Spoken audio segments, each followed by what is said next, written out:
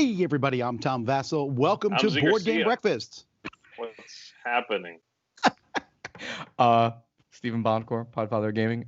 I think we're out of order or something going on here. What's going on here? Welcome to Board Game Breakfast. I was trying to get it in really quickly. All right. Go ahead, Tom. Do it again. Welcome. Live. Take two. All right, let's try it again. Hi, I'm Tom Vassell. And welcome to Board Game Breakfast. All righty, folks. We're glad you're these working conditions. I can't work anymore like this. You're working from home. Anyhow, welcome to Board Game Breakfast, folks. This is our weekly show that we do. A couple things. First of all, next Thursday here in America, we celebrate American Thanksgiving. And even though a good chunk of us will be at home during American Thanksgiving, we're still going to not do a live Board Game Breakfast next week. We'll be back in 2 weeks. Again, I blocked every Thursday at 10 a.m. for the rest of my life for this. And now another one. And now another one. Like, you're not going to get up and bake your turkey. I'm out of here. This is ridiculous. Secondly, we have a contest here for one of the Dice Tower Essential games, Aquatica. Fantastic game. Love Aquatica. The new version from Arcane Wonders. We have 3 copies of this. This is in celebration of Thanksgiving. This is for folks in the U.S. only. You can enter this by emailing us at contest@dicetower.com. And in the subject, put the word water, W-A-T-E-R, and in the body, put your address, and also you need to tell us who the designer of Aquatica is. If you're from New Jersey, you put water in the title. Water. Well, water. You know, I used to say water all the time, and everyone makes fun of me about it. But that is how you say it up in Pennsylvania and New Jersey. It's water. Water. But I don't know. Sounds right to me. I mean, either way works. Alrighty, well, let's get started here. We got a couple contributors. We got a lot of things to go through. Here we go.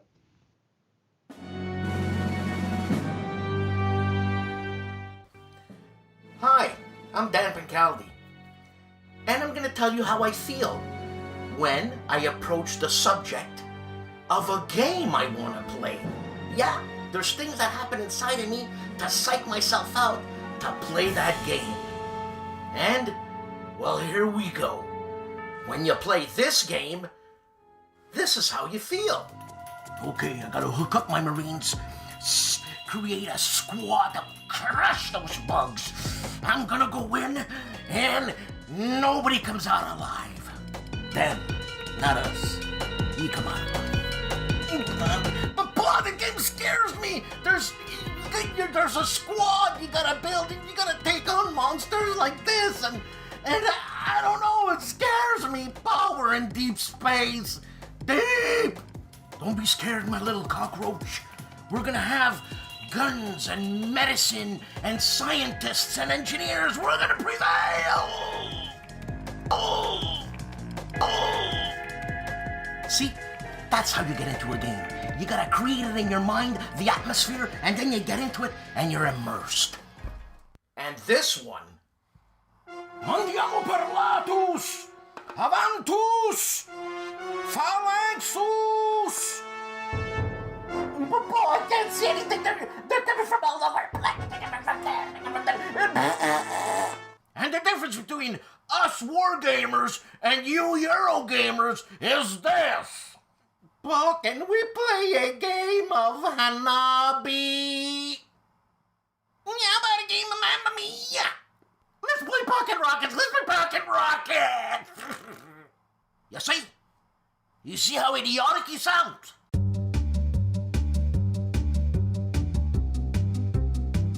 And games like this, man. Woo! Was ist das Problem? Schnell raus! Ein kein Problem! Jawohl, Herr Kommandant! Ich heiße Nebby! Oh my God, that's the wrong helmet and the wrong war! You're 30 years behind! So, we went through feelings in games. And when I play a game and I have these ridiculous, fun feelings, I really get off on that game, man. Ciao, baby!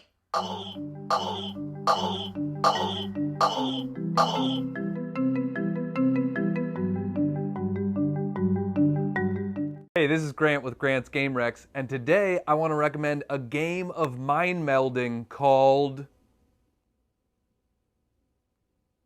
Oh, I thought you guys were gonna say it. Sorry, it's called The Mind. I love small games like this that you can fit into your pocket.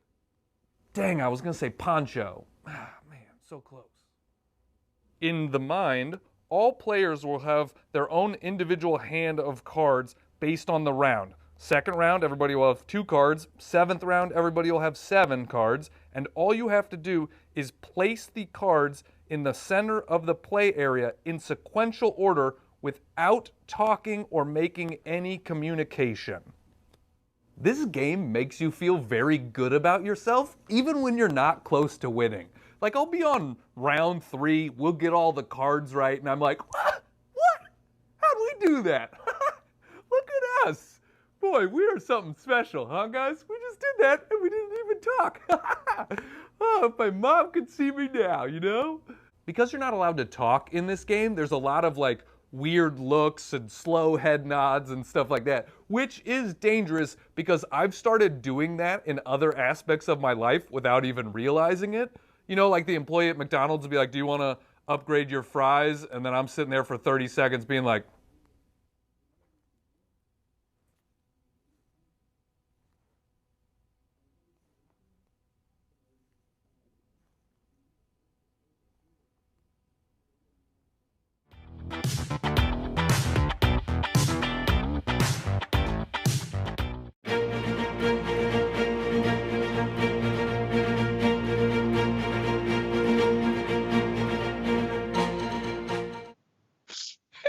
All right, here we go. News time. So let's see. First of all, we have more Power Rangers stuff coming from Renegade. They already did a miniature cooperative style game.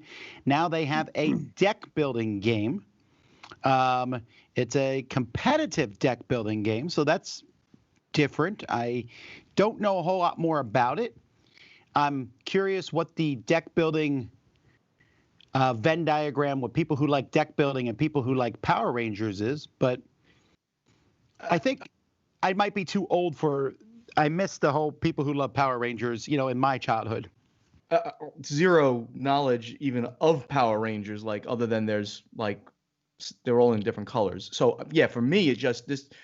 The theme doesn't strike a chord. What's the song for the Power Rangers? Do you know that? No, the theme doesn't strike a chord for me. But should they come or should they go? And if they go, should it be once or twice? Yeah, I believe it's go Power Rangers. I don't know. Power Rangers. All right. Anyhow, let's talk about an expansion for Caverna, which for some reason we're talking about now, even though it's coming out in October 2021. A horde of orcs is invading Caverna. You will now go out and hunt orcs with your dwarves. They haven't yet decided if it's going to work with the first expansion or not. The first expansion had multiple races that you could be other than just dwarves.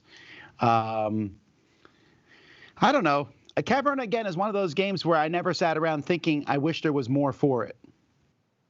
It's already a big game. It's a very big game. I have no idea why one would announce an expansion 1 year in advance of bringing it out. So that is an odd thing. That's the only takeaway from this. Well, here's the thing, though. I think they mentioned that there was a Twitch stream and it came up. So maybe it was one of those ones where someone said, "Where's the thing for Caverna?" And then one guy's like, "Let me tell you about it." And someone in the background saying, No. This is one of those games that when it originally came out, I mean, they missed the window for timely expansions. So eventually, I didn't even know about there being a first expansion. The Forgotten Folk didn't even know that, but that came out after the game had been out for years and years. And this is a second expansion about trolls now. It's like, who cares, guys? Come on, you missed your window, and now you're announcing this a year early, grasping at straws. I think this game has got a big enough following that this stuff will sell for it. It will sell, whether they announced it a year early or they just dropped. It'll probably sell literally the same amount. Because people who like it, like it. I mean, how many new discoveries of Caverna are happening? That's what I'm saying. Yeah. Alrighty. Well, Mr. Jack in New York is being re-released with a pretty cool looking cover, actually. That's a very evocative cover. It's got the snowy season, and the map changed quite a bit too. I am big fan of Mr. Jack. I haven't played it in many years. I really should just grab it off my shelf. I have the original one. I think it's a deduction game, two-player game. Of course, this now makes a chord for me because it's New York. So I would like to see how they've changed the game with this. And you said it's a re-release. Much. Okay. Yeah. It's a re-release, which I've never map played. And new pieces. Mm-hmm. Okay. Yeah, I believe it's just. When they put out the original one, or rather, they re-released the original one a few years ago. They changed the artwork and they rebalanced a couple of the spots on the board slightly. Okay, for the balance between the player playing the Mr. Jack and the player playing the investigator, that brought the percentage of the wins closer to 50% for both sides. This is the same thing for the sequel, new artwork, but I honestly doubt they're changing anything. This one already had it already had the knowledge of having come out after the first. They already had, balanced this versus the original one a little more. So yeah, this is probably just a re-release with a new look, which is cool. It's available. All right, so now we have a game coming from Hansemglück called Brazil Imperial.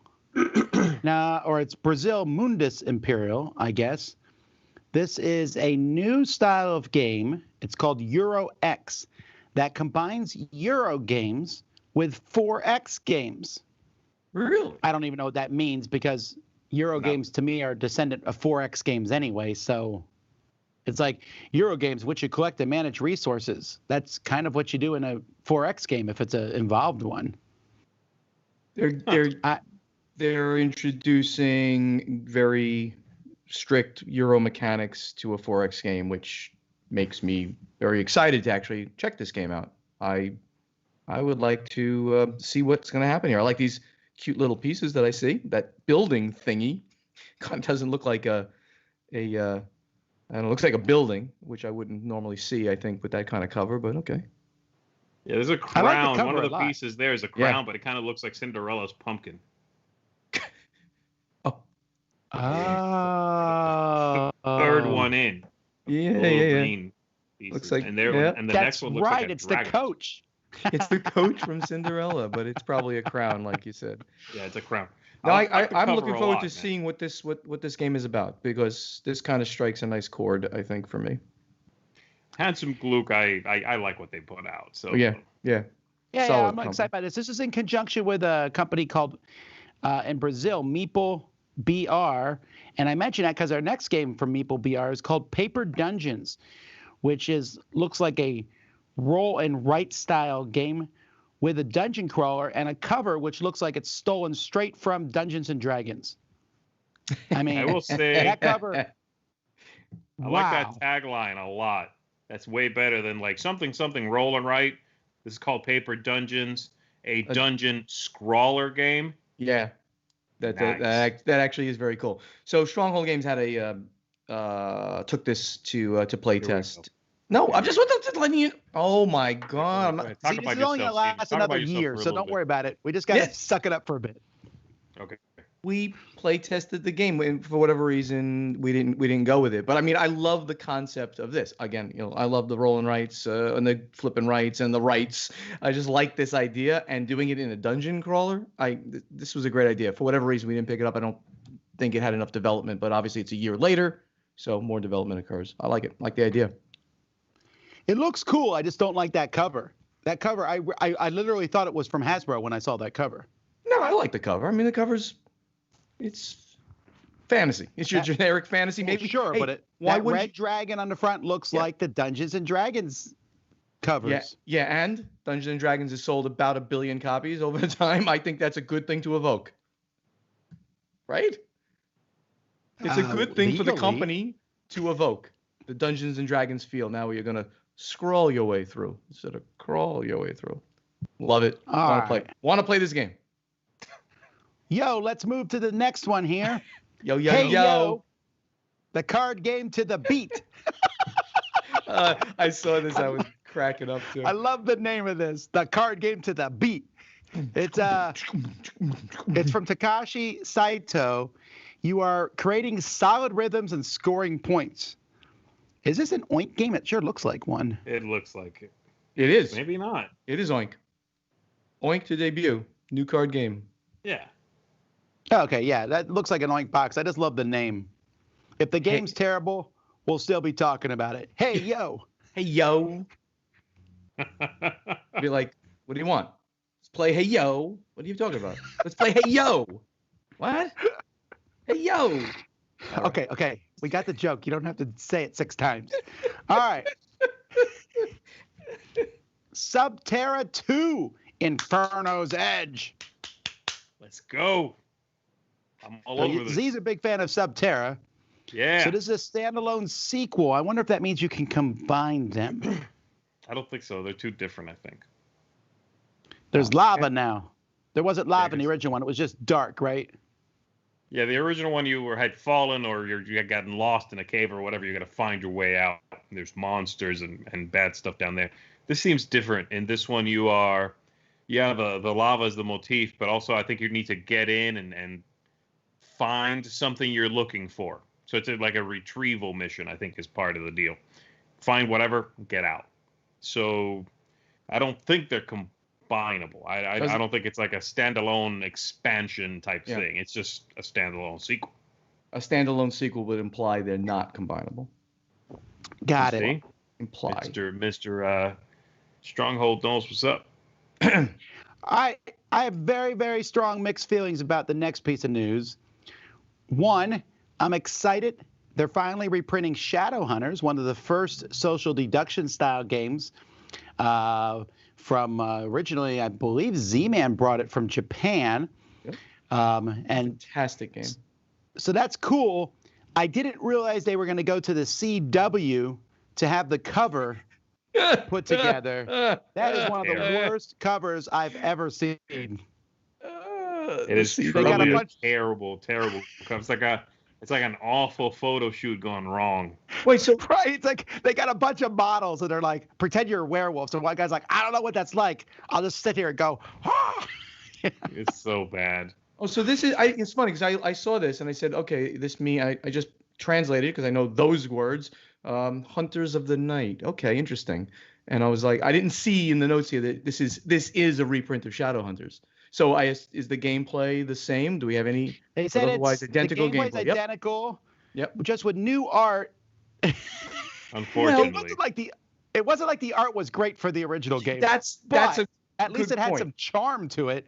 This literally looks like it's a show that got canceled after the pilot. I would like to say that the art is so not good in the original that this might rival No. it for not good. No. It's not. It's No it's, way. Someone said it's a generic. The young original adult one, you book can look at cover. it and go, oh, quirky, kind of like a weird artwork. This, you look at it and you go, I don't really want to play this game with you. What is this? Is it based on some show? Is this based on like a series of young adult novels? That's what this cover screams. This is like what's the Like vampire that guy books? screams. Twilight? What's those vampire books that young people Yeah, like? Twilight. Yes. Twilight, man. You haven't This looks read like Twilight? absolutely. Get on that. This could. So I good. did not read Twilight. This could be like the next movie in the sequel. You know, this is the cover for Yeah. the post movie It's poster. the one that they put on the channel that no one watches. They're like, Yeah. this is Hunters of the Night, Book 1, Love Bites. all right. Well, maybe when Cosmos brings this to America, they'll fix the cover. I hope. Or they'll write a novel to go with it. Can't believe how negative you always are about things. Go ahead. No, that's a bad cover. Yeah, you should be called out. I'm not saying good things about them. All right, let's talk about exciting news. The Crew has a sequel coming out where they're going into the sea. So this is a standalone sequel, another one. To The Crew, the Quest for Planet 9. Now it's The Crew Mission Deep Sea. We don't know a lot about it. We just know it's 3 to 5 players, but they have special rules for 2. I would imagine it's a very similar game. Yeah, it's like the least surprising news of the year. The Crew's getting a sequel. Yeah. No kidding. Although I like the deep sea theming, although it's not like when I played the other Crew, I'm thinking, ooh, we're in space. Yeah, I'm just thinking it's a great cooperative trick-taking game. You know they're going to milk this series, and they're going to go literally everywhere they could possibly go. Like, The Crew, Safari. That's next, you know. It's going to be everything. Come on. The Crew. The sewers. I'm still excited about this because I like The Crew a lot. And I'm looking forward to this. It's coming out March 1st, so that's not bad. So looking forward. All right, and the biggest news of the week, and I was really surprised about this, X-Wing and Armada, the two of the biggest lines of Fantasy Flight games, are moving from Fantasy Flight to a new miniatures games focused studio from Asmodee called Atomic Mass. Atomic Mass is currently doing the Marvel miniatures game from that was announced. It was actually announced a couple years ago at the Fantasy Flight in-flight report, where they talked about the Marvel's miniature game. And they talked about Atomic Mass, and I thought it was like a joint function. But in this case, apparently it's a separate studio under Asmodee. Now this is.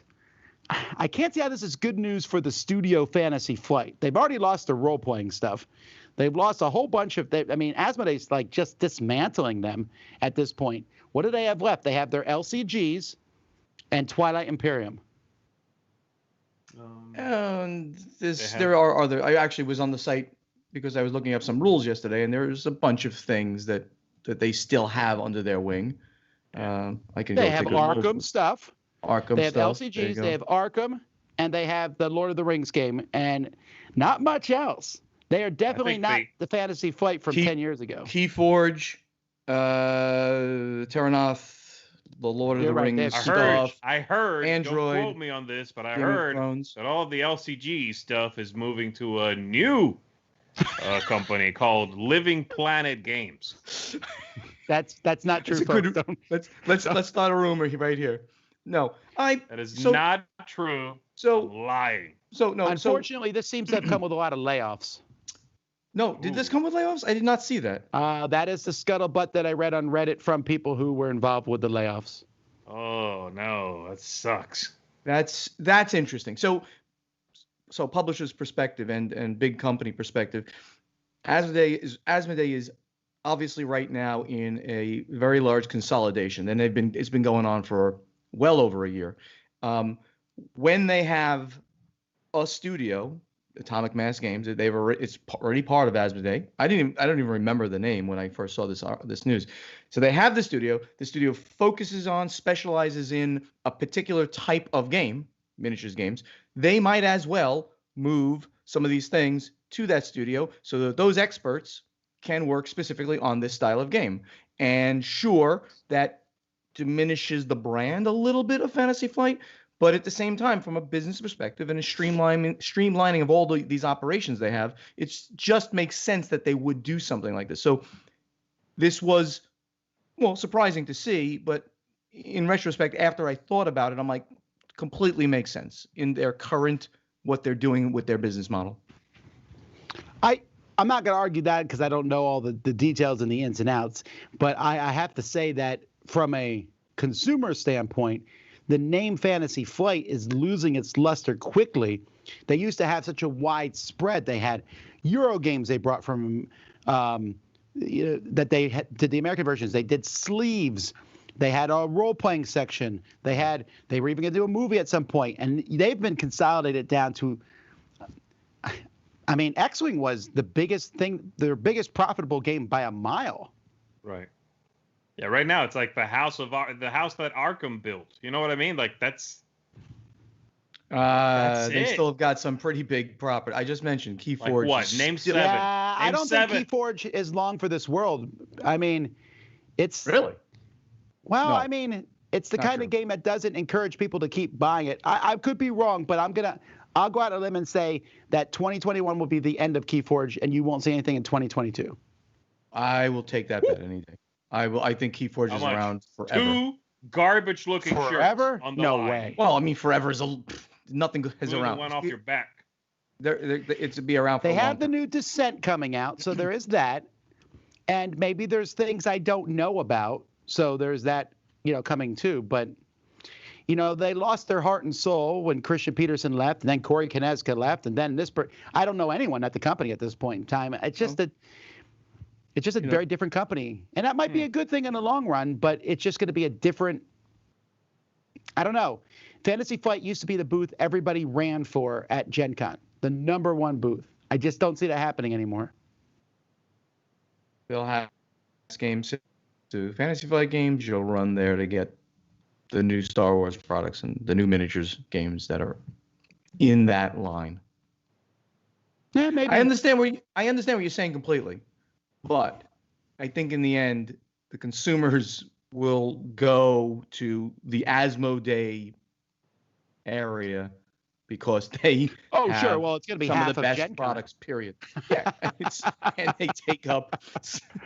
What is it like? It's got to be. I think It's got to be about a fifth of the entire space there. Maybe not quite, but it's a huge amount of space they take up. I think at the end of the day, Asmodee doesn't really care if people go to the Fantasy Flight booth. Right. People will show up at the X-Wing booth. Yes. They want to Right. go. They want to go find X-Wing. Who they are assuming the average consumer doesn't care about the logo in the corner of the box.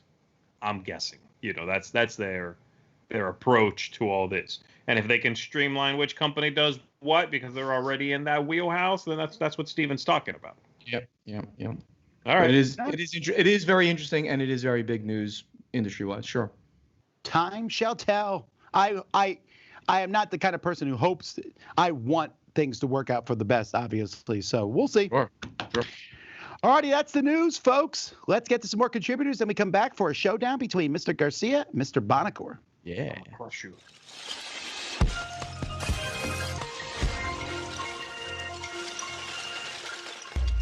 Hey there, Dice Tower fans. I hope your breakfast is going great. I have a couple more smash ups for you today. So the first one is going to be taking one of my favorite games, Isle of Cats, and I bought the premium edition, so I have those giant meeples. I'm going to take those giant meeples and put them in games to make them aesthetically nicer, and or if you're playing with cat meeples and the cat meeples of that game are just poo-poo, we're going to trade them out. Let me show you a couple of games that I did that on. Alright, so the first game we're going to catify with Isle of Cats are going to be Cottage Garden. Now this is a really simple one. Just take the cat tokens out and put the tiny cats in here. Now if you have the giant cats, they're not going to fit on this board here. The small cats are even kind of big on here, but you can replace these little cats like that. Alright, so the next game is Catitude. Now these cats are actually really nice. They're painted and they're all in the what I call small H form, but let's spice this up a bit.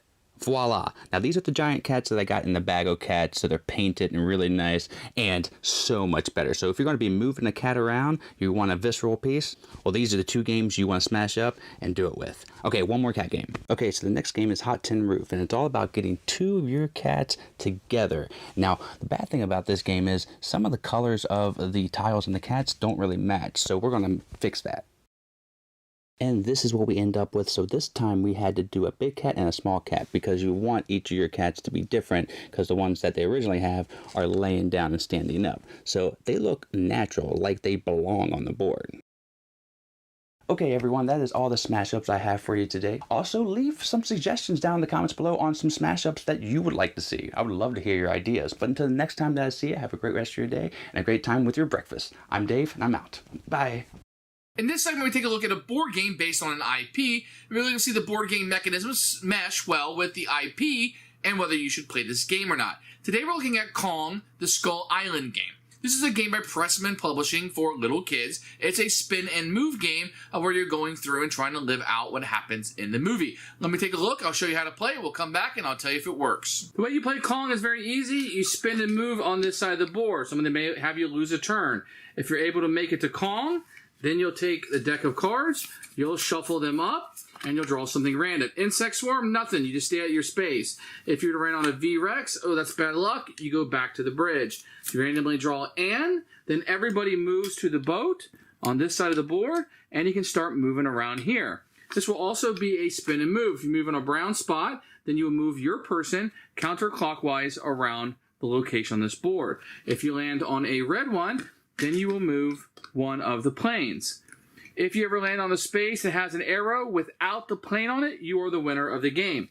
Very simple. Spin and move and do what it says. So that's how you play Kong Skull Island game. It does fit really well with the movie. What you do in the game is what you do in the movie. You have the jungle side, then you have the city side. You got the gorilla, King Kong on top of the building, and you're trying to save Fay Ray, right? So it's all there, what you're doing. How you do it is kind of boring. To spin and move, and you're luckily hoping pulling over the right card, and when you're moving the planes, it's all based on luck. So that's fine for younger gamers. There's nothing wrong with the spin and move, but this game doesn't give you anything else. What it does give you is pretty poor components. And what the big striking feature of the game is the 3D look of it. And that, after 2 or 3 plays, the pieces are no longer going to go together. These are just like paper things, super cheap. And once you have the flat board, a lot of that coolness factor is gone. I would only recommend this to kids who really, really like the Kong universe. This would be a fine spin and move for them if you're looking for something based on an IP. For everybody else, I think you're going to skip this one and make it a purge. Hi everyone, it's Lexi from All Aboard Gamer, and today we're going to make banana bread. So come along and I'll show you how it's done. All right, for ingredients, we have 2 bananas. This recipe calls for 2 1/3 cup of the smashed bananas. We have 2 cups of all-purpose flour, 1 teaspoon of baking soda I already put in there, and a 1/4 teaspoon of salt already in there. 2 eggs, and then 3/4 cup of brown sugar, and 1 stick of butter. And my oven is preheating for 350 degrees. So the first thing we're going to put in is the sugar and the butter, and we're going to cream that together. Okay, next we're going to add our eggs. Now we're going to smash our bananas and put those in.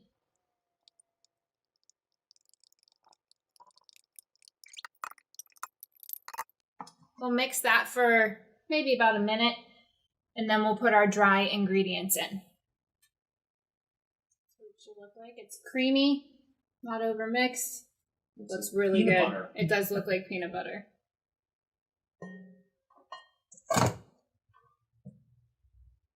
And we think it pairs well with coconuts.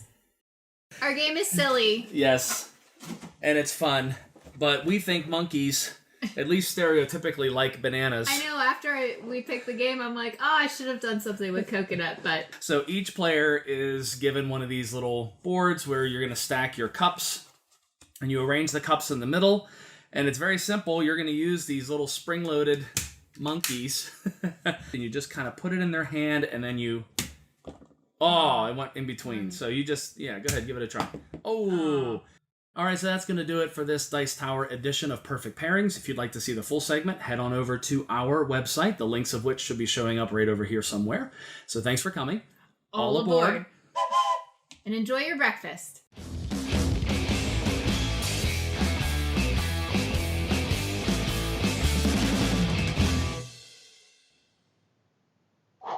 All righty, everybody, it's time for our contest. Now, today you can play along at home, but I'm going to have it just be Mr. Z versus Mr. Steve.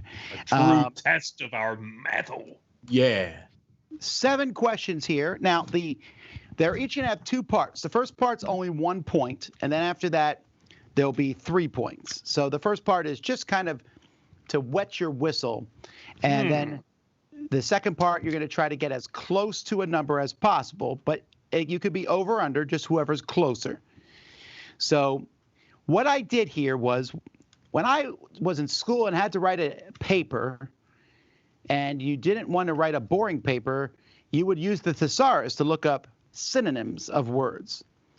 I don't know if you ever taught someone, Z, who then used that for almost every word.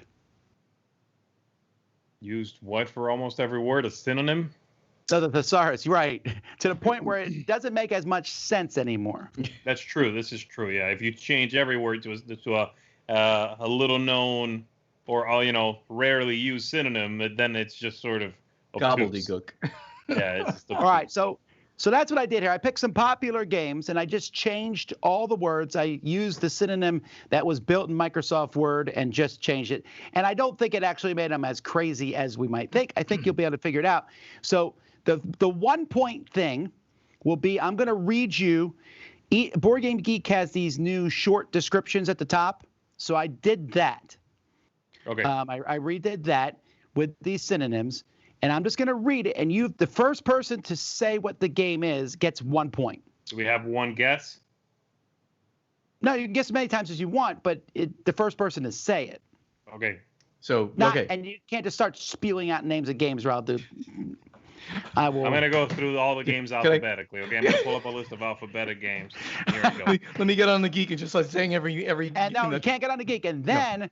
I'll ask a numerical question about that game, and whoever's closer will get it. So, okay? So you're literally translating the one sentence that they have as the catch line of the game into gobbledygook thesaurus words, right? Okay. That's correct. Okay. All right. Here we go. I'm going to be terrible at this. Okay. Well, they shouldn't be too hard, but all right, here we go. Ready? All right. Form the feudal scenery of this country, declaring metropolises, priories, and homesteads.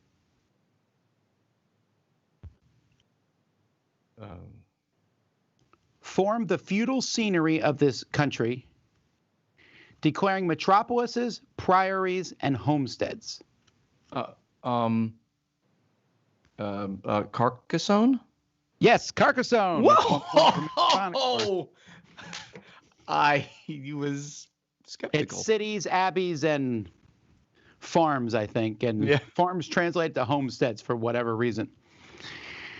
All righty. So my question here, this is 3 points now. Okay. What is the average, according to Board Game Geek, weight of Carcassonne, as in how heavy it is? Now, you want to give a numerical number with the hundredths decimal, so it can go from the lightest game would be 1.00, or maybe it's even 0.00, but we'll just say 1.00, all the way up to the absolute heaviest game would be 5.00, which no game has ever gotten because people lie. Like you go in there, no, Boddicker, I've been in there. I look up Star Trek Fleet Battles, and there's people who give it a 1 on complexity level or weight level. That's a lie. Yeah, no. They're just trying to. I don't know why you would even do that, but hey, man, right? All right. Get good. All right, so Boddicker, since you got the point, you also have to give your number first. That's going to be the rule. Whoever gets the point. I don't like that rule. I like it. That's a very Z Garcia rule. There you go. That's true. I'm gonna go with. And I never look at weights. I am going to treat whatever you answer here as though I was playing fauna with someone. Go ahead. I never look at weights of games. So like if you, so I'm almost basically making up a number. I'll go with 2.222. No, just hundredths is fine. Thank you. Okay. 2.22. First of all, your math is terrible. And also, you said 2.22? Yes, I did. What are you going to say? It's an easy game. 1.87. 1.87 says Z. Well, the actual weight, according to people, is 1.91. Woo! That gives Z 3 points. That is super close, man. That was very close. He's going to kill me on these weights. I don't know weights. Well, no, I'm not asking weights on every one. Here we go. Next one. All right. Here, this is for the point. Here we go. Okay. Provide your squad astute solo word hints to secure them to notice their proxies in the meadow. Codenames. No. Yes, codenames is correct. Do we have to wait till you finish? I knew what it was. I just had to wait till you were done talking. It's like you don't have to wait till I'm done talking. Well, then, Stephen Bonnecor's a jerk. You're still winning, Z. It's 3-2. Oh, okay. Bad winner. I take back everything I said. Now, this one here is an actual factual number here, and we'll see which you use closer. Mr. Boncour's first. On the box, what is the time length of Codenames?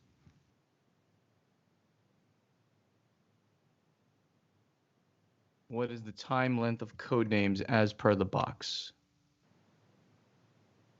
I will. You know what I played last night? Codenames. And I didn't look at the box. I'm going to say 20 to 40 minutes. You got to pick a single number. It's a single number? 30 minutes. Okay, I'm sorry. Okay. I thought that's right. It makes sense. Otherwise, this wouldn't work. 30 minutes. Yeah. Z. Is it closest? Yes. So let's say 29 minutes. Yeah, there you go, jerk. 29. And the answer is 15. That's what the box says. 15 minutes. Never been played in 15 minutes. I know. Look, who's playing this in 15 minutes? The game literally has never been played in 15 minutes, unless you just throw random words out. If you guessed the traitor right away, that's how I like to do it. My clue is donkey, 12. All right. Remember, Z, you can shout out the answer as soon as you can. Here we go. Ready? Go. Contend with enemy presidents to transform this place to be livable and construct your commercial realm. Abyss. Contend with enemy presidents to transform this place to be livable and construct your commercial realm. Terraforming Mars. That's correct.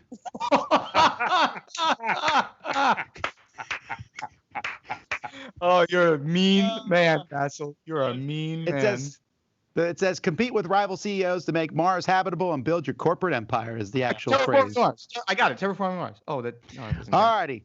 So now I just want to know, as of this morning when I put this together, how many people have rated it on Board Game Geek? How many ratings does Terraforming Mars have? And Z's got to go first this time. This one, I might have an idea about.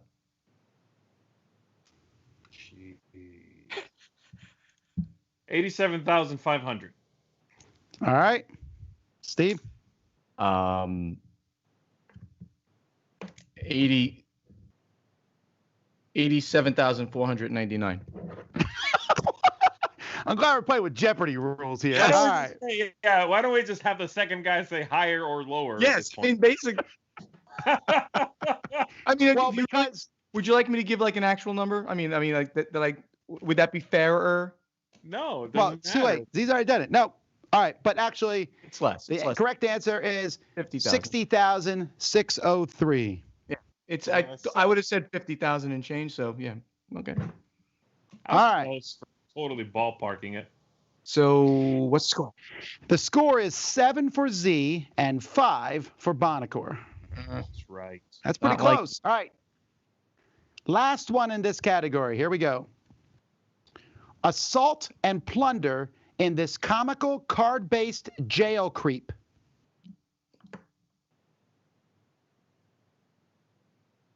Assault and plunder in this comical card-based jail creep.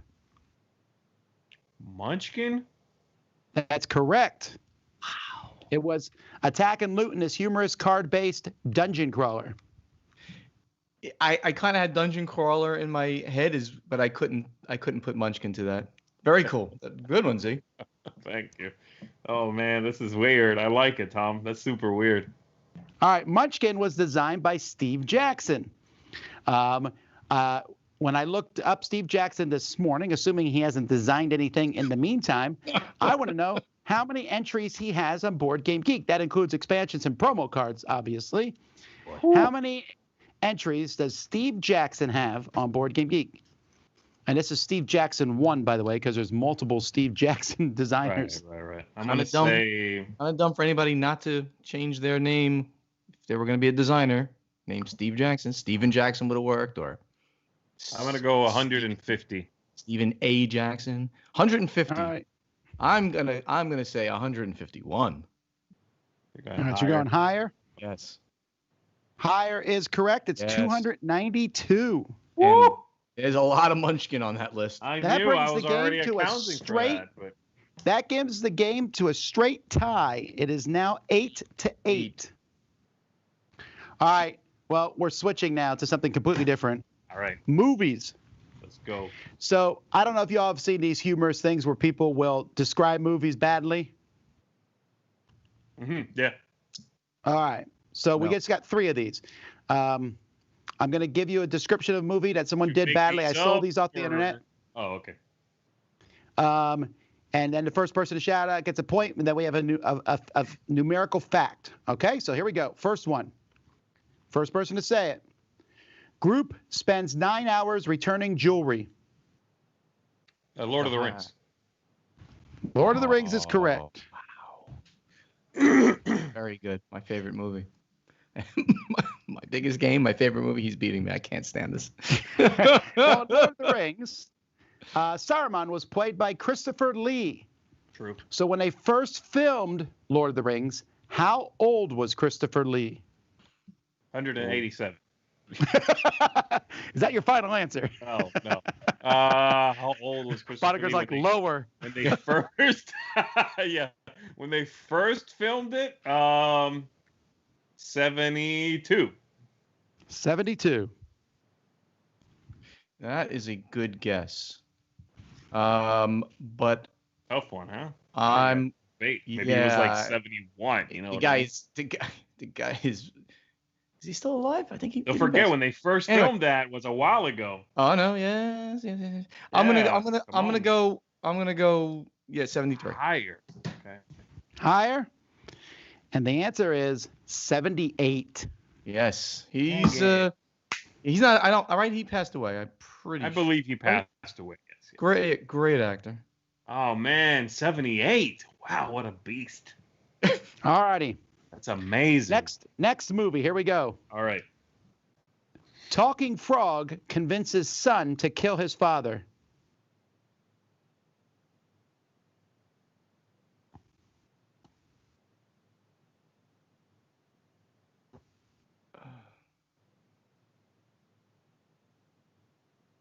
Oh, whoa, Star Wars. Yeah. I will accept that, even though it's Sorry. technically Empire Strikes Back. But yes. All right. I think that's fair. Okay, well, doesn't he convince him to kill him, like, try to kill him from the first one? I mean, Nah, it's the second one. But that's okay. Whatever, man. Star Wars, you big nerd, okay? My answer you will take. Yeah. Empire Strikes Back did not open in have the big wide release that movies have nowadays. How many theaters did it open in on opening day? Empire Strikes Back. One of those movies theaters was Dadeland, Z. Really? Yeah. Wow. This was in 1980, by the way. That's amazing. Okay. How many movies? Movie theaters. How many movie theaters did it open in? Right. In the U.S. or worldwide or whatever, it doesn't matter. It opened. I think it's U.S. because they only listed U.S. It might have only opened in the U.S. and then that's also happened a lot back. Still does. 52. 52. 52. Much higher. 53. Much higher. Much higher. No, it's got to be. I mean, if you really want me to take a guess, I would have guessed in the 200s at least, but higher. What's your guess? 53. All right. It's 127 actually. I can game this game. 127 only. That is it wasn't that much. But because I mean, if you would have said the original Star Wars, I could have gotten that because no one knew it was going to be what it was. But then we all knew. I mean, the public knew about Star Wars. Very few screens, so. Yeah. All right. So right now the score is 6, 7, 8, 9, 10 for Z and 14 for Mr. Bonacore. You can still take this, Z. I got to be careful about answering. If I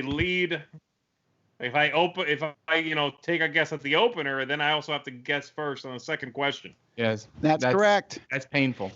I'll work on the point scoring next time. All right.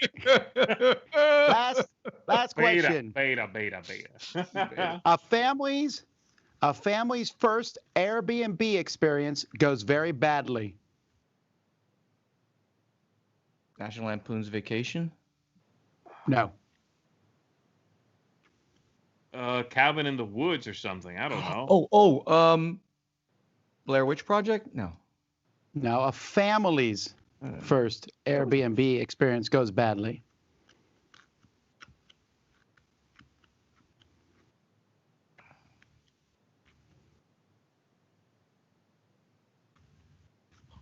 Home Alone? I don't know. A family. You were closer with Cabin in the Woods. Okay. Gosh, I don't know. Is this a horror movie? Yes. Friday the 13th? No. No. Older than that, actually. The Thing. That was like Antarctica. Whoa. Night of the Living Dead. No, that's a good one. No. Alrighty, stars. Well, if I give the star, you'll get it. Probably not. Give us the year. What year did this come out? I want to say it was the late 70s. I might be wrong. Nightmare on Elm Street. No. This is Poltergeist. No, it's older than that. It actually takes place. There's a hotel involved. Oh, The Shining. Yes. Shining Very came out in good. 78, I think. Great movie. All right. The Shining was written by Stephen King. Heard of him. So this is one of the novels that he wrote. I want to know, if you put all his novels in chronological order, what number novel was The Shining? Oh, I might know. And Z has to go.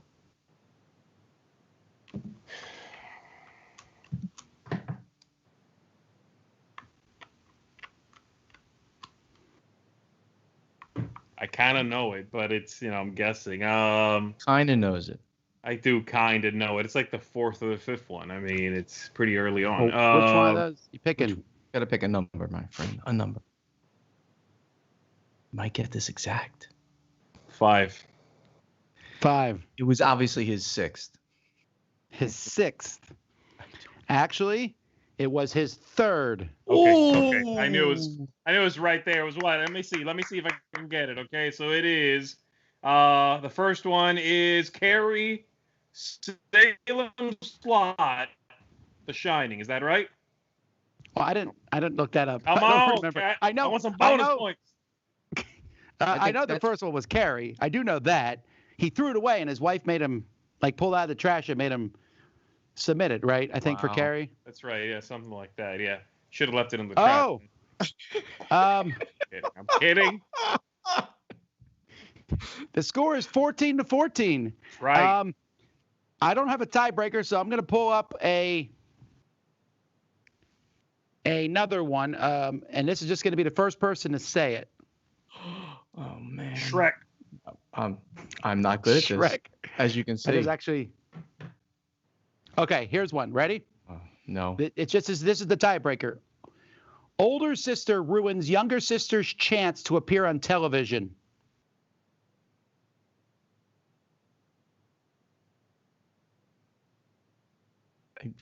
Literally. Older sister ruins younger sister's chance to appear on television.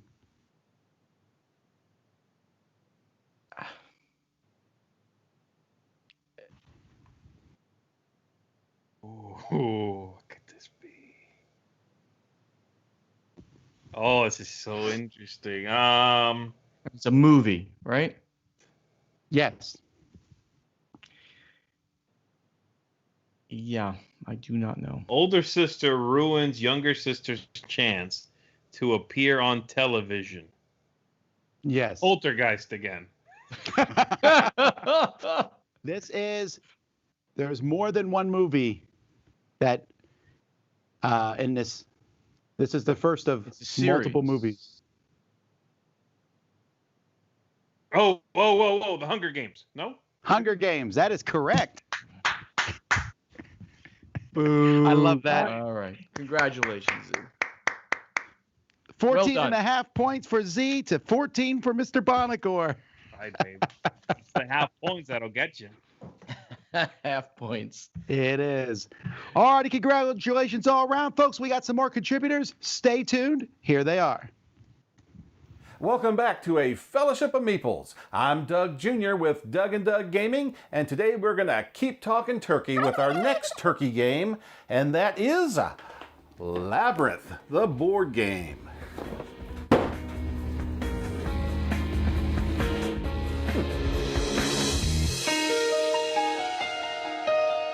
So, Labyrinth, the board game, designed by Alessio Cavatore and published by Riverhorse Games. For the most part, the components are pretty good. I love the miniatures. You've got the four main characters. You've got Jareth. The characters are great. The character cards are good. You've got different abilities, which I love. I really like the artwork on the cards. They've redrawn the characters and I think captured them quite well. However, for some reason, they went with screen captures on some of the standees, which I don't like at all. They just don't fit in with the artwork that was put on the character cards. Also, it's mostly a roll and move game. You do choose your die based on your speed of your character. Other than that, there's not much you can do. You're going to be placing these cards out. You're going to do what it says. Every time we played it, it really felt like we didn't have control of what was going on. Kind of the last straw for me was the board itself. I mean, if you look at this board, it's really a mess. I don't like it at all. It looks very, very busy, very cluttered, and doesn't fit in with the really cool artwork that is on these character cards. And, well, is this a game that I'm going to keep on my shelf? Sure it is, because, you know, it's Labyrinth, and as a collectible, I really like it. Is it going to come back to the table? Possibly never. I don't know. But definitely not a game that I'm going to play much. So for me, Labyrinth is a turkey of a game. What do you think? Have you played this? Maybe you've played with the expansions. Does it get better with the expansions? I don't know. Let me know in the comments below. But for now, I'm Doug Jr. with Doug and Doug Gaming, and you've been watching a Fellowship of Meeples here on Board Game Breakfast. See you next time. What's up, everyone? My name is Melissa McCack, and I'm here with my brother, Justin Maycack. Hey, everybody. This is Smashing Buttons and Slamming Cards. This is a segment where I talk about a video game I love, and I connect it to a board game I love. And this week, I'm going to have Justin talk about a video game. Right, so Assassin's Creed, the whole series, there's a ton to choose from. It's this awesome game where it's both modern day and the past. You're like this modern day dude that taps into his DNA memories of his past ancestors who were assassins, and you go around doing like different missions, dismantling the Templars in all these different settings throughout time. Yeah, I've really got to play these video games. I feel like I would like them, but anyway, I'm connecting that to time stories. I know time stories is sort of like, it's kind of cool to hate on it right now, but we just started playing it and we really enjoyed it. I'm connecting it to Assassin's Creed mainly because of the aspect of like going back in time, or do you go into the future in Assassin's Creed? I don't know. I guess it takes place in the future, possibly. Well, you're taking on different like aspects or like personas, right? And that's what you're doing in time stories as well, as you're trying to solve this puzzle, get through whatever the scenario is. We've only played the first scenario. We really enjoyed it. We had a lot of fun with it. It had like this role-playing aspect to it, kind of like Assassin's Creed does too, right? Well, anyway, that's it for this week. Thank you so much for watching. If you'd like, you could check out our channel called Room 51. I'll catch you next time. That's it for another episode, folks. Thanks so much for watching. Don't forget to go back to the very beginning of the episode if you're just jumping in for a contest that you can be part of. I'm looking forward to spending Thanksgiving with my family next week, and I know all of us are doing that to some degree. And if you're in America, I hope you have a pleasant Thanksgiving. If you're overseas, then celebrate it some other way. Just get together with those that you, well, safely get together with those that you can. And we'll be back in 2 weeks.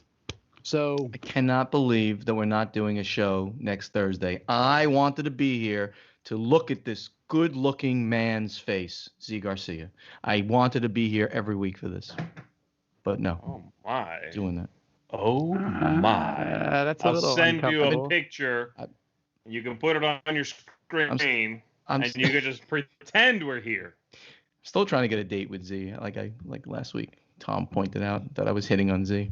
He's not He's not responding to my. I'm not giving up half my overtures. point. So I don't care what you're trying to do right now. That 14 and a half is mine. All right, everybody. All right. Thanks so much for watching. Until next time, I'm Tom Vassell. I'm Z Garcia. See ya. And I'm Stephen Bonagor. Later. Have fun watching movies.